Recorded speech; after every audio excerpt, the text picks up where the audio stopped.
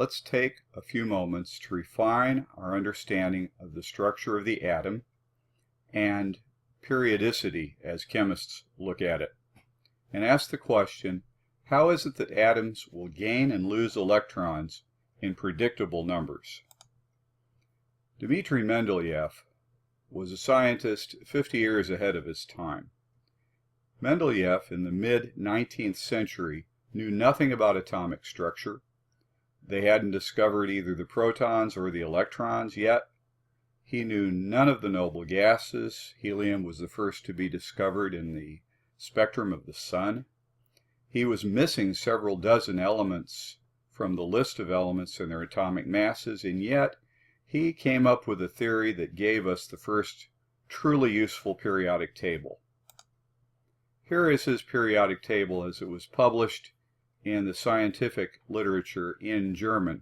You can see the German words across the top of the page. Mendeleev said that as atomic mass increases, elements' chemical properties recur periodically. And so he saw that magnesium, beryllium, and calcium react with weak acids and form compounds with chlorine, always in the ratio metal 1 mole, nonmetal 2 moles. Fluorine, chlorine, bromine, and iodine, he saw, were reactive nonmetals. They reacted in similar ways, and they combine in similar proportions with the same metals. For instance, with magnesium, they always form compounds metal 1, nonmetal 2. Sodium, potassium, and lithium, you may have already seen on video or in the lab, are soft metals that react with air, oxygen, and water in similar ways. They form compounds with similar formulas. Moreover, and most importantly, Mendeleev left holes in his periodic table where he needed them. And he saw that the columns represent families with similar chemical properties. That's the way we structure the periodic table. Moseley came along really a half century later and saw that Mendeleev had made one critical mistake. He had thought that the periodic table properties recur with the increase in atomic mass, but it's actually the number of protons in the nucleus that give us the chemical properties. And we call that atomic number. They're also equal to the number of electrons, and as we know now, all chemistry is electron chemistry. Moseley knew the inert or noble gases, which you see here on his table here in the first column. He called that group 0. He generated the periodic table in its basic modern form. Now let's go to hydrogen. Hydrogen is unique. It is the only one with just one electron and one proton. It is the most common element in the universe. It's unlike all other elements, so I like to actually put it in a group all by itself at the top of the table. It really doesn't belong in the alkalis because it's not a metal. It doesn't form ions like metals do. As a gas, it always comes in packages of 2, diatomic, H2. The element is always written H2.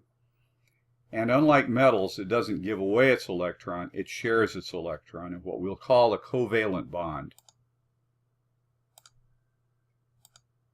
Helium is the first noble gas. It is chemically low energy. It is stable. It's unreactive. There are no chemical compounds of helium known. It is the second most abundant element in the universe because it's made in the stars by nuclear reactions. It was the first of the noble gases discovered on the sun by its absorption spectrum before it was discovered on Earth in deep wells, and we get it from natural gas wells. Helium has 2 electrons. The modern periodic table is shown here. We see first group 8A, the noble or inert gases. It is very difficult to get noble gases to react. They are already in a very low energy state. They are, if we use the word, stable. Looking at the first column, column 1 or 1A, the alkali metals, They form compounds with chlorine with formulas like NaCl.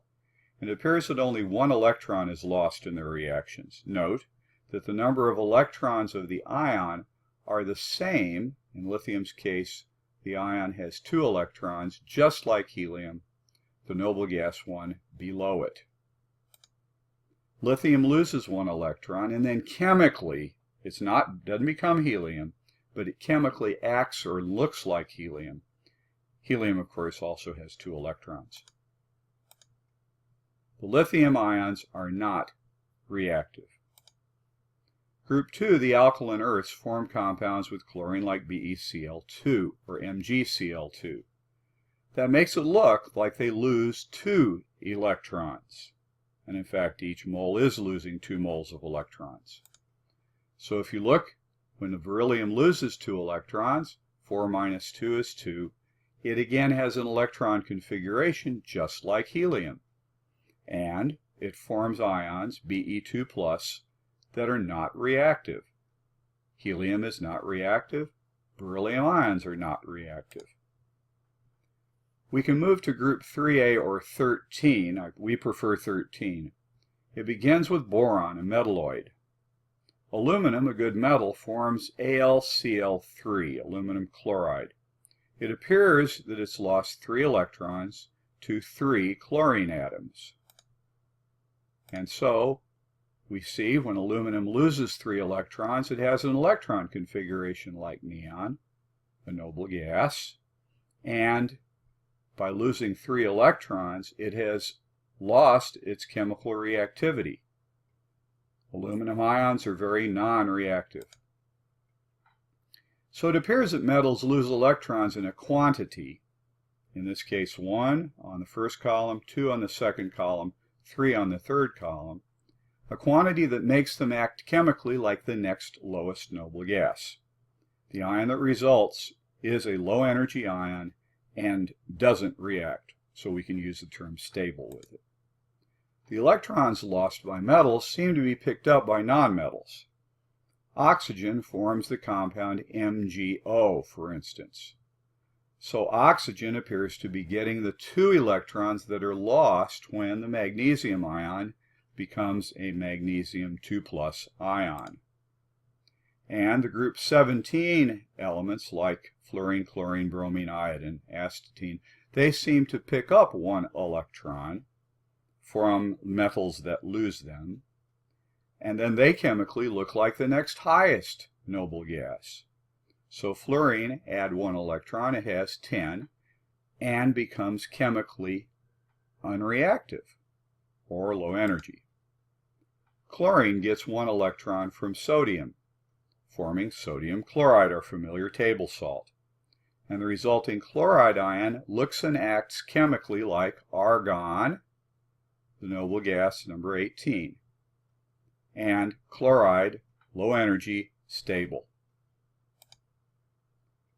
Now, we just looked momentarily at the 40 metals placed between the 2A and 3A elements. We call them transition metals. An older way of looking at them, the one of Moseley, called them the B elements. So we can see 3B, 4B, 5B, and so forth across here. That is not used very often anymore. Transition elements often form colored salts in water. And this is a quantum effect that results from the coordination of water molecules with the transition metal ion. You'll study this in more depth in AP chemistry and in your college chemistry. So remember, each table group has elements that react similarly, and the groups are grouped vertically. They start off on the left with the metals, metallic properties on the left, and as you move across from left to right in a period, the chemical properties that have started off metallic by group 7 are very good in terms of being nonmetallic.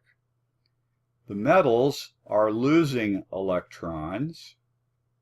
The nonmetals are gaining the electrons. But most importantly, these elements in that last column 18 or zero, as Moseley called it, are the noble gases, and they will not react at all under normal circumstances. Now, under abnormal circumstances, they do form compounds, but that's for another story.